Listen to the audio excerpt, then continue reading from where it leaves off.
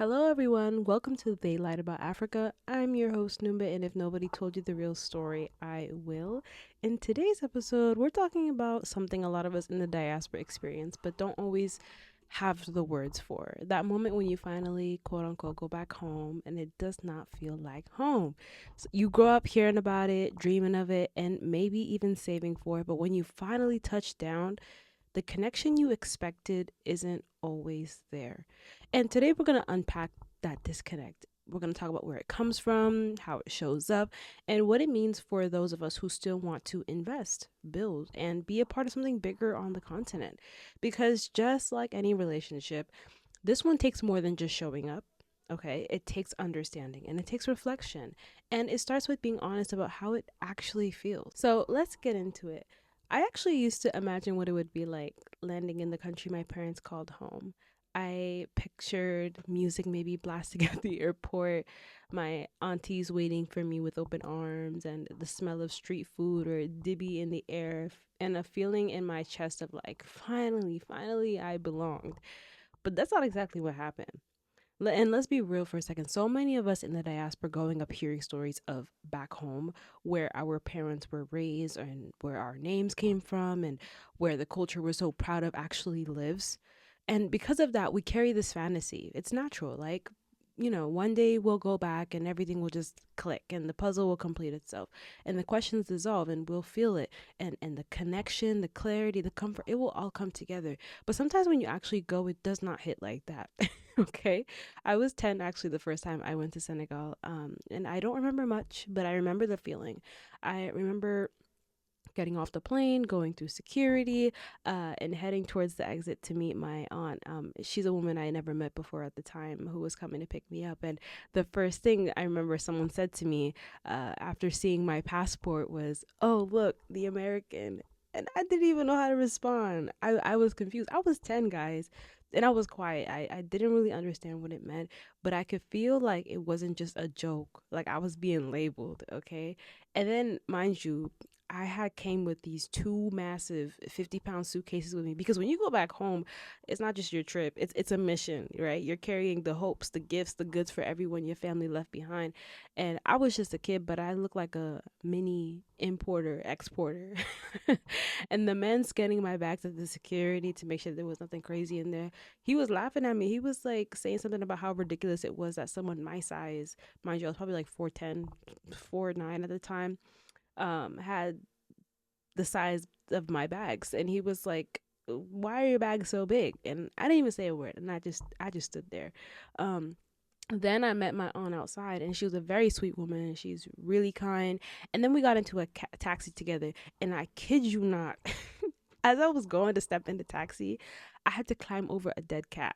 Like it was just lying there in the street. I don't want to be too graphic, but it was like covered in flies. It probably got run over or something, and I was just frozen, and I was terrified. And the sound, the smell, the moment, it all stuck with me, and that was my welcome. So already my first impressions were a little rough, and yes, the experience definitely changed for me later. It became one of the most memorable trips of my life, and it was full of so much connection, joy, memories that I always hold, and the reasons why I keep going back to this day. But still, that beginning told me something. That I wasn't from here, and that I was being seen and I was being labeled and I was being othered before I even had a chance to speak Wolof or say who my family was, before I could even take in the country for myself. And that's what I want to unpack today, because I know I'm not the only one. You probably dream of returning to your roots and then you land and everything feels slightly off. You try blending in, but then your energy gives you away, and then you smile through the confusion. You probably nod through moments you don't fully understand, and deep down you wonder, is this really home?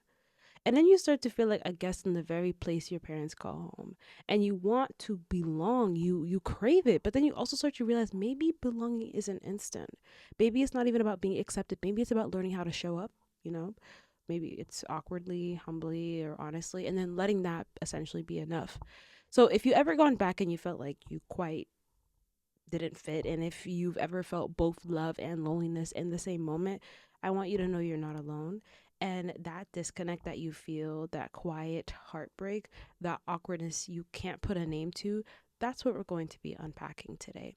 Because buried underneath all of that is something super powerful, something worth reclaiming. And it might just be the bridge that brings us not only back to our roots, but forward to something new we can build. So, where does that feeling come from? That tension, that awkwardness, the quiet voice in your head saying, you don't quite belong here. Let's really talk about it, because that feeling is not just random. It isn't you being dramatic, and it's not something that gets solved by smiling harder, buying gifts, or posting cute pictures from the beach, right? It runs deeper and it's layered. And here's what I come to realize: the disconnect that we feel when we go back home, that confusion, that embarrassment when people call you the foreigner, the American, or the one who doesn't speak the language, it's not a personal flaw. It's a symptom of a much bigger story. So, first of all, I want you to understand that we were shaped in two different worlds, right? Even if we're from the same family, we were raised on two different sets of expectations, two different timelines, two different definitions of success, of struggle, of survival. So back home, survival was often about community, right? And respect and tradition. And for many of us abroad, survival is about assimilation or productivity or individualism. And so when you return and your cousins seem quiet or uninterested, or your auntie side eyes your outfit, or the jokes fly over your head, and no one slows down to explain it, that's not about them not liking you. It's not even about disrespect. It's about different cultural rhythms. So when one of those rhythms clash, it creates fiction, obviously, right? And one person feels unseen and the other feels misunderstood. And both sides walk away thinking, yeah, they're not really one of us. And then the second thing I wanted to mention is that time and distance change people. So years can go by and you grow up going to school abroad and you develop a different emotional language. You probably get therapy, right? You read bell hooks and you learn how to name your triggers. Meanwhile, your family back home is navigating their own version of life, maybe without consistent electricity, maybe without access to those same resources, and with a much tighter emotional bandwidth. So they're not talking about mental health or intergenerational trauma over dinner. They're talking about rent. They're talking about survival, about who's getting married next, right? So when you come back trying to bond, sometimes the distance between you feels too wide to close in one trip. And that can hurt, because you want to connect and you want to feel like you're returning to something sacred, a home that never stopped waiting for you. But sometimes that's not what you find. And when that happens, you start questioning everything. Am I too Western? Did I lose my culture? Do they see me as a fake? Will I ever truly belong anywhere? Right? And then the fourth thing I wanted to also mention is that we also carry assumptions too, even when we don't realize it. This one can sting a little bit, but I think it's important to mention, because we don't arrive back home with open hearts. Sometimes we arrive with quiet entitlement. We assume we'll be welcomed like royalty and that our presence is enough. That the years we were gone won't matter now because we're here. That they'll be happy to see us, laugh with us, and include us.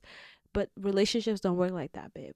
Okay, not even with family, especially not even after years of absence. And what we really forget is they were building their lives without us. Okay, they created inside jokes, rituals, memories, and we weren't there, and we weren't at the weddings or the funerals or the late night tea on the porch, and now we've come back expecting to feel at home in a reality we didn't help shape. And when they don't fold into it right away, we feel rejected. But ask yourself, if someone left your life for 10 years and then showed up expecting full access, wouldn't you be cautious too?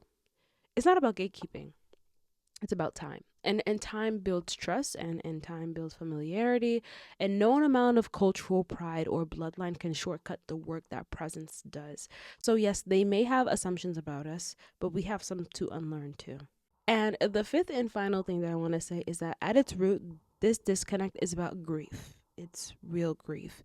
And I want to sit here for a second, because we don't talk about this enough. This isn't just about identity or language. It's about lost. We lost time. We lost relationships. Some of us have grandparents we never met, myself included.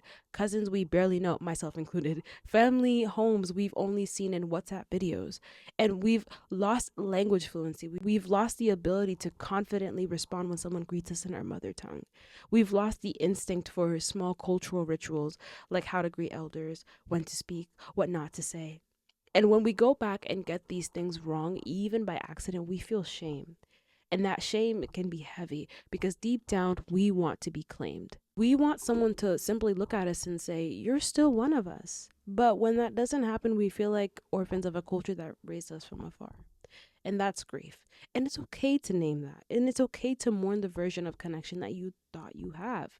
And it's okay to feel sadness for the things you were never given the chance to learn. And it's okay to feel angry that this is hard.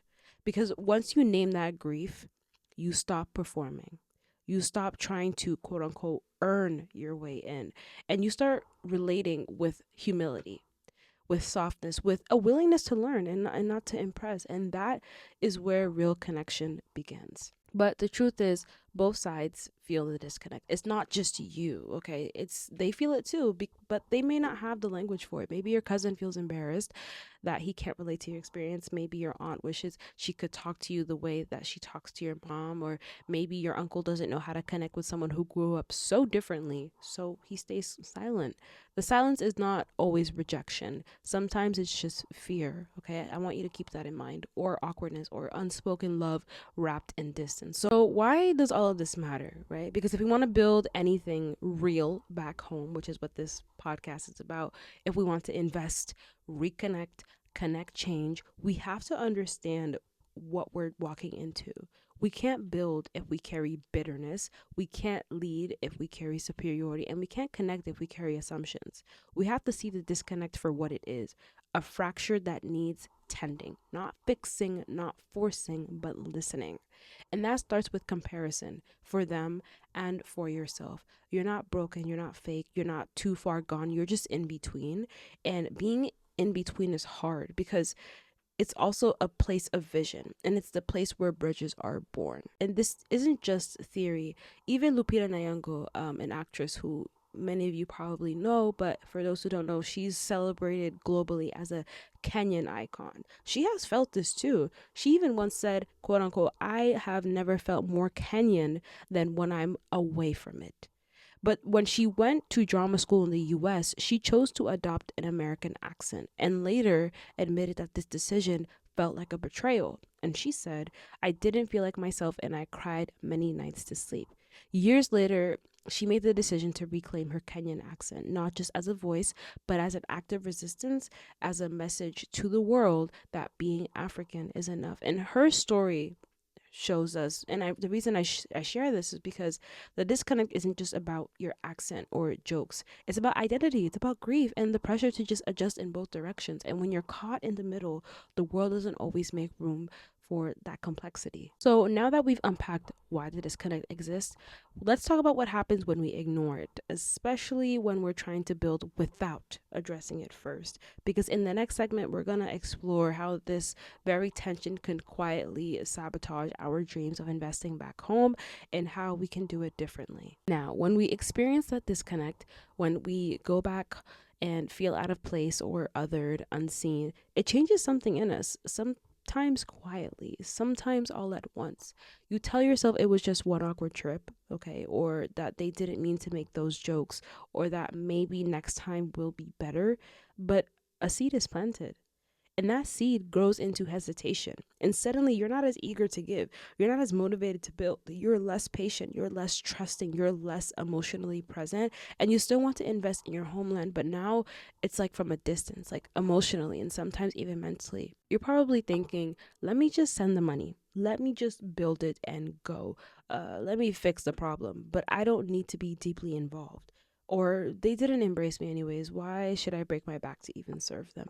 And I get it. I really do. But when you've been made to feel like an outsider, it's hard to love a place with your whole chest. It's hard to pour into a community that didn't pour into you. It's hard to build when your foundation feels unstable. So what happens? We start to build from the surface, not with the heart. We start projects without listening deeply to what people need. We build for them, but not with them. We throw money at problems thinking our dollars will do what our presence didn't. And then we chase aesthetics like the flashy launch, the grand announcement, the "look what I did for my community" moment, while skipping the slow, messy, necessary relationship building that makes real change sustainable. And we start measuring success by how much they appreciate us instead of how deeply we listened. That's when we fall into the trap of performative investment. It looks like care, it feels like connection, but it's rooted in unresolved hurt. And this is where things can quietly fall apart, because when you build from resentment, your work becomes conditional. You show up, but only if they clap for you, and you help, but only if they treat you like family, and you stay, but only if you feel seen. And the minute it gets hard, the minute you're misunderstood, the minute they question your intentions or your identity again, you pull back. You ghost your own vision. You stop showing up because it was never about the work. It was about trying to heal a wound that you never admitted was there. And this is what happens when the disconnect goes unexamined. We sabotage our own mission. We build half heartedly. We invest from ego, not empathy. And worst of all, we tell ourselves, see, I tried. I knew they didn't want me. But what if the problem wasn't your desire to help? What if the problem was the pain you never processed before trying to help? Because real investment, the kind that lasts, doesn't come from guilt or saviorism or resentment or even nostalgia. It comes from love. It comes from humility, from a deep willingness to understand before you act, to listen before you lead, to connect before you construct.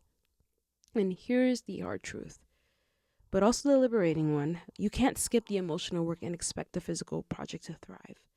If a relationship is broken, no amount of money will fix it. If trust isn't there, your initiative won't be either.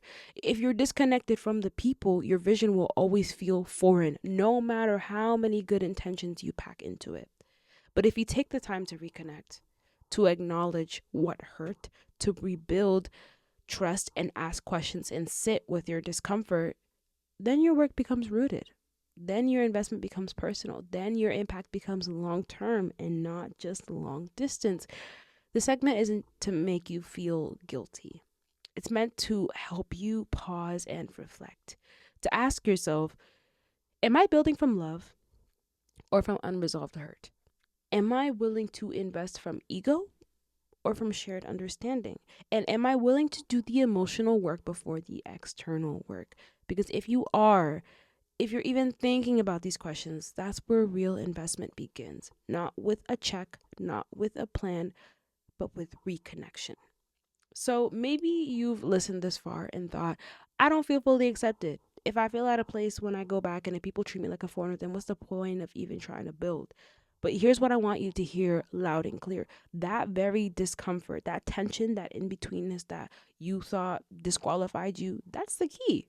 That's the advantage. That is your superpower. And let me explain why. Because you're not too Western or whatever they say. You're a bridge.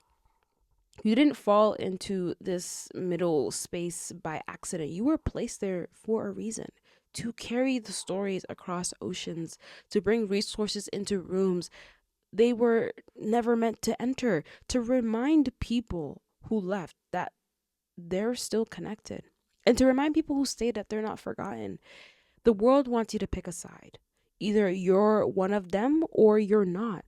Either you're authentically African or you're lost in the West. But what if you're both? What if you're the remix? What if you were never meant to fit cleanly into one category because your purpose was to create new ones?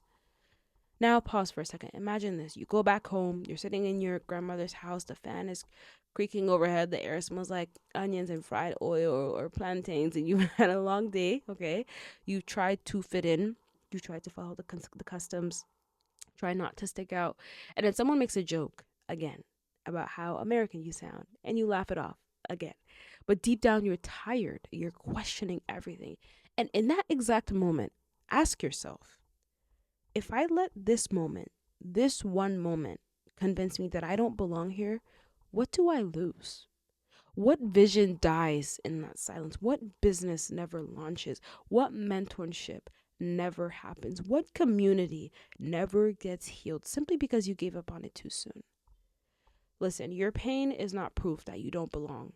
It's proof that you care. If it didn't matter to you, it wouldn't hurt this much.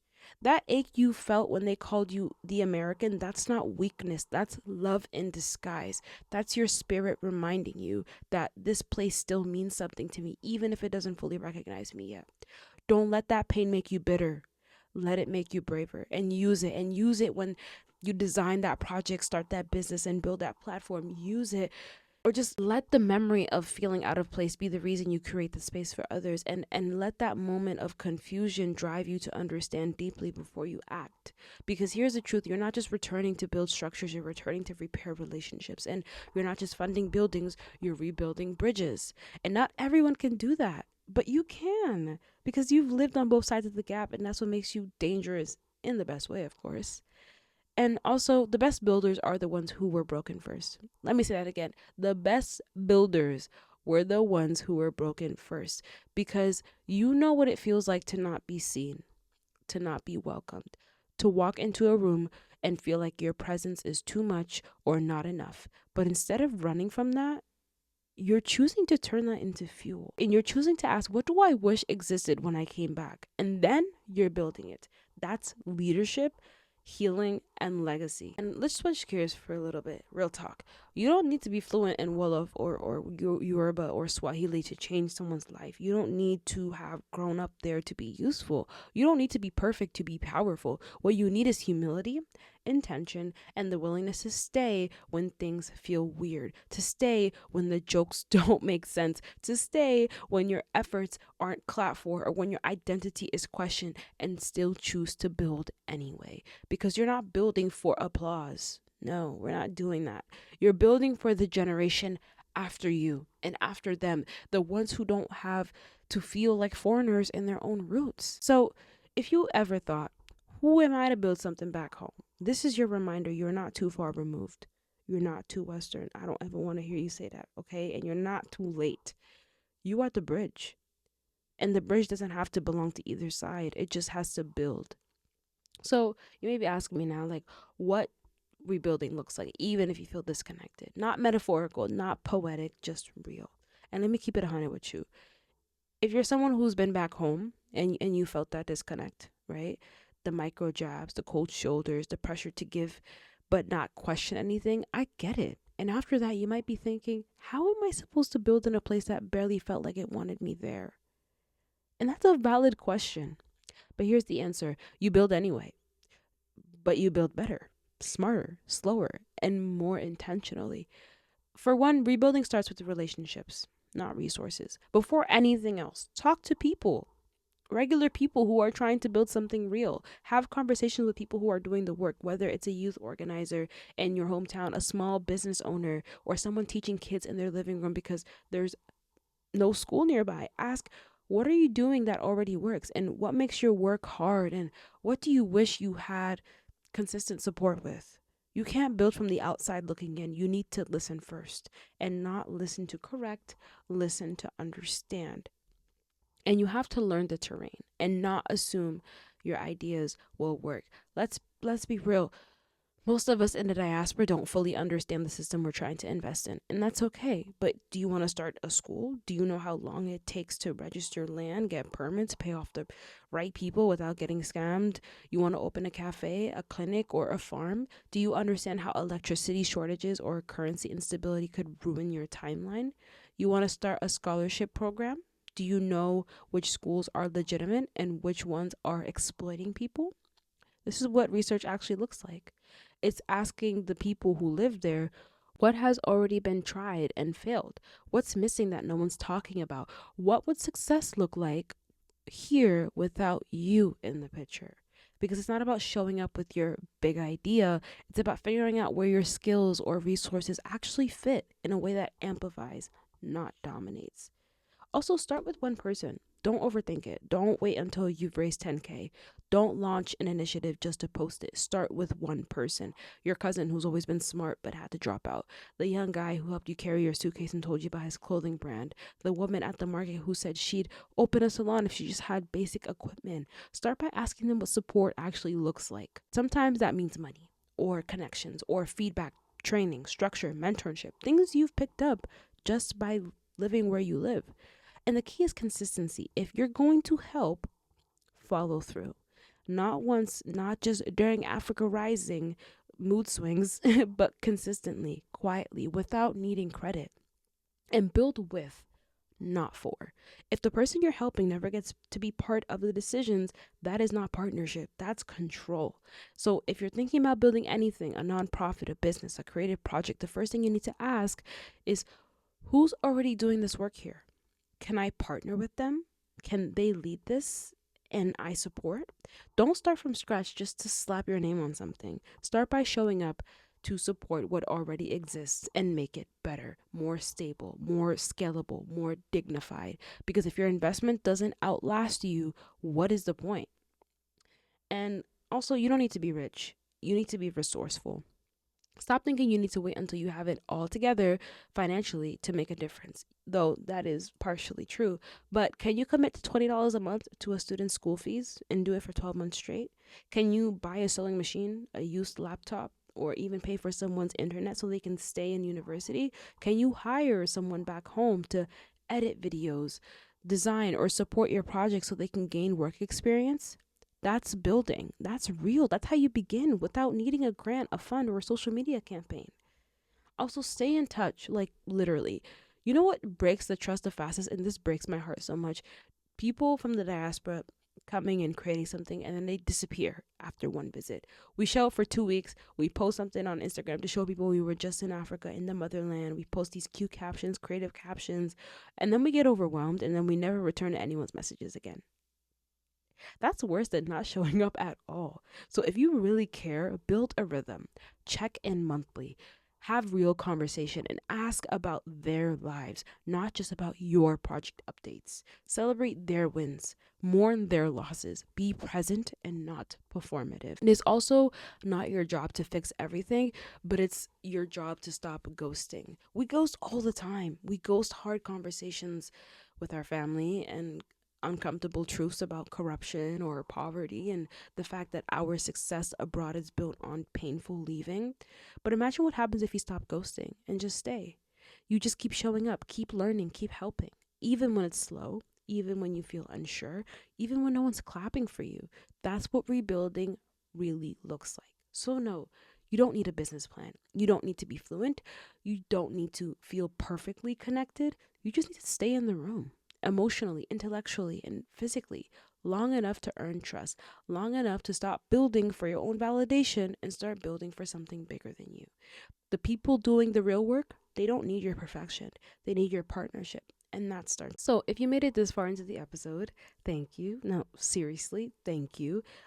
Because conversations like these are never easy. This one in particular was very layered and emotional, and it was personal. And we talked about what it feels like to finally go back home and not feel at home. And we unpack why this disconnect happens from the cultural clash, the assumptions, the grief no one talks about. And we explored how that disconnect can quietly get in the way of how we invest or how we help and even how we show up.